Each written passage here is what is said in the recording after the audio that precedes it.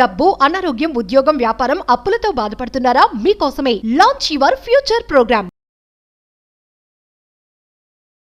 Welcome to India's largest digital media network Suman TV. మనకు insurance పాలసీల పైన చాలా డౌట్స్ ఉంటాయి. అవి క్లారిటీ తెలుసుకోవాలంటే ఎక్స్పర్ట్స్ ని కలవాలి, వాళ్ళు మళ్ళీ ఏమంటారో ఇలాంటివన్నీ డౌట్స్ మనకు బోలెడు ఉంటాయి. వాటిని అన్నింటినీ క్లియర్ చేసుకోవడం కోసం మనతో రిటైర్డ్ బ్యాంక్ మేనేజర్ అలాగే ఇన్సూరెన్స్ ఎక్స్పర్ట్ జ్యోతి గారు ఉన్నారు. వారిని అడిగి మనం అన్ని వివరాలు తెలుసుకుందాం. నమస్కారం మ్యామ్. మ్యామ్, ఇప్పుడు ఒక పర్సన్ లోన్ తీసుకుంటారు, ఒక 40 లక్షలు, లేదంటే హోమ్ లోన్ అవ్వచ్చు, పర్సనల్ లోన్ అవ్వచ్చు, లేదంటే వెహికల్ లోన్ అవ్వచ్చు, ఇలాంటివి. ఆ లోన్ తీసుకున్నప్పుడు అన్ఎక్స్పెక్టెడ్ గా ఆ పర్సన్ కొన్ని కారణాలు చనిపోతారు.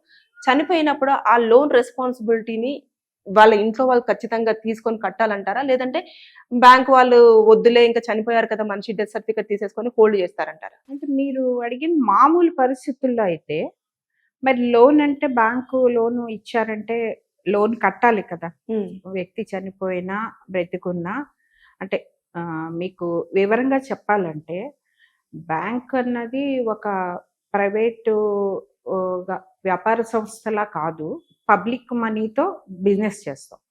అప్పుడు మీరు 10 మంది వేసిన డిపాజిట్లోంచే మేము ఇంకో 10 మందికి లోన్లు ఇస్తాం.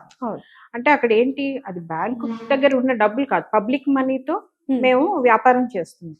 సో మేము చాలా జాగ్రత్తగా ఉండాలి. అంటే ఇప్పుడు నా డబ్బులు అయితే నేను ఇంకా వదులుకోవచ్చు, నేను ఎవరికైనా అప్పు ఇచ్చినవి సరే అయ్యో పాప వాళ్ళు కట్టలేరు, లేకపోతే వాళ్ళకి శక్తి లేదు, లేకపోతే వాళ్ళు కట్టలేక అదే ఎగవేత వేస్తారు, అలాగే చేయొచ్చు. నేను అనేది ఏంటంటే నా డబ్బులు అయితే నేను ఆలోచించదు. కానీ ఇక్కడ ఏంటంటే మనము ప్రజల డబ్బుతో వ్యాపారం చేస్తున్నాం బ్యాంకులో. సో చాలా జాగ్రత్తగా ఉండాలి. 1 రూపాయి కూడా వృధాగా మనం వదిలేయడానికి లేదు. అందుకని ఈ పరిస్థితులు ఏంటంటే మీరేంటి అడుగుతున్నారంటే ఆ లోన్ తీసుకున్న వ్యక్తి హౌసింగ్ లోన్ అవ్వచ్చు, వెహికల్ లోన్ అవ్వచ్చు, ఎనీ లోన్ చనిపోతే ఏంటి పరిస్థితి. ఇక్కడ ఏంటంటే మనము ఈ ఇబ్బంది అక్కడ లోను తీసుకున్న అతనికి బ్యాంకుకి ఇబ్బంది రాకుండా బ్యాంకులో ఏంటంటే ఒక పద్ధతి మనం చేసుకుంటున్నాం. అదేంటంటే లయబిలిటీ ఇన్సూరెన్స్ అంటారు. అంటే మేము ఒక అంటే బ్యాంకులు ఒక ఇన్సూరెన్స్ కంపెనీతో మేము ఒక ఒప్పందం చేసుకుని వాళ్ళతో ఏంటంటే ఈ లోన్ ఇవ్వగానే మేము ఆ లోన్కి ఇన్సూరెన్స్ చేస్తాం. అంటే మామూలుగా ఏంటి, పర్సన్ ఇన్సూరెన్స్ చేసుకోవడం మీరు వినుంటాము. అవును, లైఫ్ ఇన్సూరెన్స్ అవ్వచ్చు, హెల్త్ ఇన్సూరెన్స్ అవ్వచ్చు, వేరే ఏ ఇన్సూరెన్స్ అయినా వెహికల్ ఇన్సూరెన్స్ పర్సన్ చేసుకుంటారు. ఇక్కడ ఏంటంటే మనం లోన్కి ఇన్సూరెన్స్ చేస్తున్నాం, పర్సన్ కాదు. అప్పుడు ఏమవుతుంది, ఆ వ్యక్తి చనిపోయాడు, ఆ వ్యక్తి చనిపోతే లోన్ ఎవరు కట్టాలి అన్న సమస్య రాకుండా అప్పుడు ఏ ఇన్సూరెన్స్ కంపెనీతో ఈ బ్యాంకు ఒప్పందం చేసుకున్నారో ఆ ఇన్సూరెన్స్ కంపెనీ కడతారు. దీనివల్ల వాళ్ళకు బెనిఫిట్ ఏంటి? ఇప్పుడు ఇన్సూరెన్స్ లోన్ కట్టుతారు కదా, మరి వాళ్ళకు మనీ ఎలా? ఎవరికి? ఇప్పుడు ఇన్సూరెన్స్ కంపెనీ అంటే మీరు ప్రీమియం అది అంటే ఏంటంటే నామినల్ ప్రీమియం ఉంటుంది. అంటే జనరల్గా మీరు హౌసింగ్ లోన్ లాంగ్ టర్మ్ తీసుకుంటారు, మినిమం 15 years 20 years అలా తీసుకుంటారు. కాబట్టి ఆ అన్నాళ్ళు ప్రీమియం అంటే అది కూడా నామినల్ ప్రీమియం ఉంటుంది, కట్టుకోలేనంత కాదు. ఇన్స్టాల్మెంట్కి కొంచెం సపోజ్ ఒక 10,000 ఇన్స్టాల్మెంట్ ఉంటే ఇది ఒక 100 రూపాయలు అలా అనుకోండి. అంటే స్కీమ్ని బట్టి ఉంటుంది, అంత ఎగ్జాక్ట్ గా కాదు. సో అలాగ నామినల్ ప్రీమియంతో ఇన్సూరెన్స్ కడతారు. అది ఈ లోన్ తీసుకున్న అతని బారోయర్ అంటాం మనం, అంటే లోన్ తీసుకున్న అతనికే ఛార్జ్ చేస్తారు బ్యాంక్ వాళ్ళు. సో మీకు లైఫ్ ఇన్సూరెన్స్ లాగే, మనం ఏంటి లైఫ్ ఇన్సూరెన్స్ లో కొద్దిగా ప్రీమియం కడతాము, ఆ వ్యక్తికి ఏమైనా అయితే పెద్ద అమౌంట్ క్లెయిమ్ వస్తుంది. అలాగే ఇక్కడ ఒక 20 లక్షలు హౌసింగ్ లోన్ తీసుకున్నారు, హౌసింగ్ లోన్ అనుకోండి, వెహికల్ లోన్ అనుకోండి, ప్రీమియం కట్టుకోవాలి. అంటే నాకు ప్రీమియం అడిషనల్ బర్డెన్ అనుకుంటే లోన్ తీసుకున్న సపోజ్ మనం అనుకోకూడదు ఏదైనా దుర్గం జరిగి లోన్ తీసుకున్న 1 year కి ఆ వ్యక్తి పోయాడు, అతను జీతం లేదు, రికవరీ లేదు. అప్పుడు మిగతా 15 లక్షలు ఎంత ఉందో 18 లక్షలు ఎంత ఉందో ఎవరు కడతారు? ఆ ఫ్యామిలీ మెంబర్స్ కి అసలే ఈ వ్యక్తి పోయిన బాధ, ఇన్కమ్ ఉండదు, ఈ లోన్ కట్టకపోతే బ్యాంక్ వాళ్ళు ఊరుకోరు. సో అప్పుడు మీకు ఇబ్బంది అవుతుంది కదా. సో లైఫ్ ఇన్సూరెన్స్ లాగే ఇక్కడ దీన్ని లైబిలిటీ ఇన్సూరెన్స్ అంటారు. లైబిలిటీ అంటే మీకు తెలుసు కదా, ఆ లోను అప్పు, దానికి ఇన్సూరెన్స్ చేస్తాం. ఎవరైనా కూడా పర్సనల్ లోన్ తీసుకున్నా, ఎవరు తీసుకున్నా కూడా ఈ లయబిలిటీ లోన్ అనేది ఆటోమేటిక్ గా కంపల్సరీ అంటే మీ ఆప్షన్. మీరు హ్యాపీగా ఉండాలంటే మేము బారోయర్ చెప్తాము, ఇదిగోండి లయబిలిటీ ఇన్సూరెన్స్ ఉంది, మీరు పెట్టండి. మీరు ఇది తీసుకుంటే మీరు పే చేస్తే ఏమైనా ఇబ్బంది వచ్చిన రోజు మీకు లోన్ కట్టక్కర్లేదు, ఫ్యామిలీకి హ్యాపీ. లేకపోతే సపోజ్ ఇన్సూరెన్స్ లేదండి, ప్రీమియం మేము ఈ ప్రీమియం కట్టుకోము అలా అనే వాళ్ళు కూడా చాలా మంది ఉంటారు. మాకు అవసరం లేదండి మేము కట్టము అంటారు. కట్టము అంటే బ్యాంక్ ఎప్పుడు ఫోర్స్ చేయదు, ఎవరిని బలవంతంగా థర్డ్ పార్టీ వాళ్ళని అప్రోచ్ అవుతుంది. అంటే అది ఇప్పుడు యాజ్ లాంగ్ యాజ్ ఆ బారోయర్ జీవించుండి అతనికి ఇన్కమ్ వస్తుంటే మేము అడగగలం. ఇప్పుడు అతను లేని రోజు ఎక్కడ కడతాడు? అప్పుడు ఏం చేస్తాం మనం?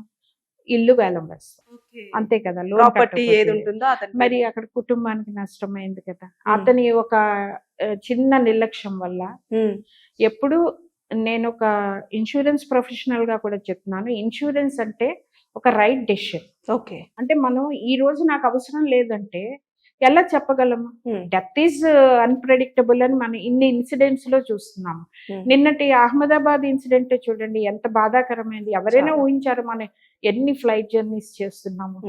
ఎవరైనా టేక్ ఆఫ్ అవగానే హ్యాపీగా నిద్రపోతారు, ఏదో చేసుకుంటారు, ఎవరు ఊహించారు కదా.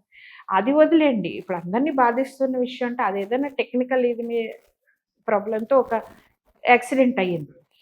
బట్ ఆ మెడికల్ స్టూడెంట్స్ కి ఏంటి చెప్పండి సంబంధం? ఎంత బాధాకరమైన విషయం.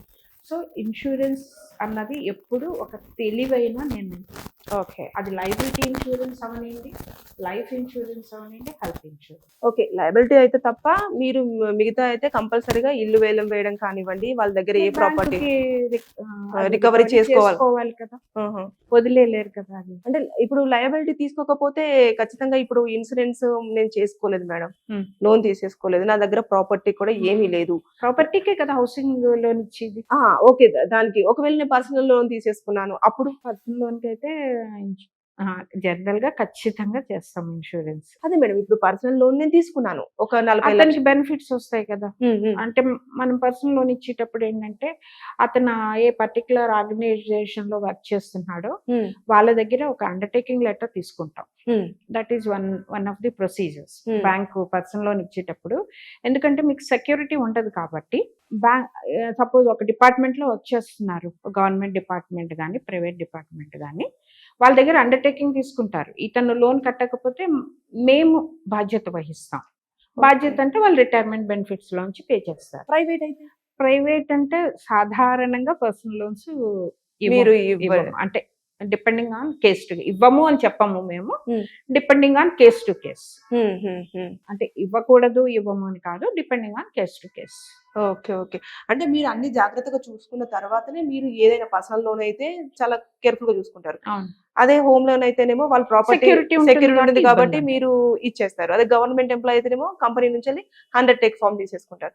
అంటే ఈ లెక్కన చూసేసుకుంటే మనం లయబిలిటీ ఎప్పుడైనా లోన్ తీసుకున్నప్పుడు లయబిలిటీ ఇన్సూరెన్స్ పెట్టేసుకుంటేనే హ్యాపీ. ఆ లోన్ లయబిలిటీ లోన్ పెట్టేసుకుంటే మనము ఒకవేళ ఇన్ కేస్ ఎప్పుడైనా అనుకోకుండా చనిపోతే ఫ్యామిలీ మెంబర్స్ సేఫ్ అన్నట్టు, అంతే కదా. అంటే మీకు ఇక్కడ అర్థం అవ్వాలంటే నేను చెప్పేది అదే, దేనికైనా ఇన్సూరెన్స్ అన్నది ఒక షీల్డ్, ప్రొటెక్షన్. అంటే నాకు అవసరం లేదు, నేను చాలా బలవంతుని. ఇప్పుడు అంటే చిన్న వేరియేషన్, ఇప్పుడు మీకు కరోనాయే ఉంది, చాలా మంది ఏమనుకున్నారు, నాకు చాలా నేను హెల్దీ నాకేమీ అవ్వదు అనుకున్న వాళ్ళు, మనం అనుకోకూడదు కానీ దురదృష్టవశాత్తు వాళ్ళే బలయ్యారు. మీకు అదే చెప్తున్నాను, ఆ ఇన్సూరెన్స్ అన్నది ఎక్కడైనా మీరు ఇండివిజువల్ గా తీసుకోండి, ఒక బ్యాంక్ లో తీసుకోండి, లేకపోతే ఒక ట్రావెల్ లో తీసుకోండి, ఇన్సూరెన్స్ అన్నది ఒక ప్రొటెక్షన్. మనకి అదే కదండి, వెస్ట్రన్ కంట్రీస్ లో వాళ్ళు అంత హ్యాపీగా ఆరాంగా ఉండడానికి కారణం ఏంటి? అడుగేస్తే ఇన్సూరెన్స్. వాళ్ళకి ఇన్సూరెన్స్ లేకపోతే ఇన్సూరెన్స్ లేకపోతే అసలు గుమ్మల నుంచి అడుగు బయటకు వేయరు, అందుకే వాళ్ళు హ్యాపీగా ఉంటారు. మనకి మన దేశంలో ఏంటంటే చెప్పకూడదు కానీ బాధాకరమైన విషయం అంటే, as per present statistics only 6% are covered under life insurance. 100లో 6%. ఎగ్జాక్ట్. అదర్ ఇన్సూరెన్స్ తీసుకుంటారు, ఎందుకంటే ఇప్పుడు మీరు కార్ కొనుక్కున్నారు, దానికి ఇన్సూరెన్స్ లేకపోతే రోడ్ మీద నడవడానికి లేదు, రోడ్ మీద కార్ తీసుకెళ్ళడానికి లేదు, కంపల్సరీగా తీసుకున్నారు. సో ఇలా ఉన్నప్పుడు లైఫ్ ఇన్సూరెన్స్ మాత్రం మనం నిర్లక్ష్యం చేస్తున్నాం. అబ్బా అది చిన్న బాధాకరమైన విషయం. Thank you.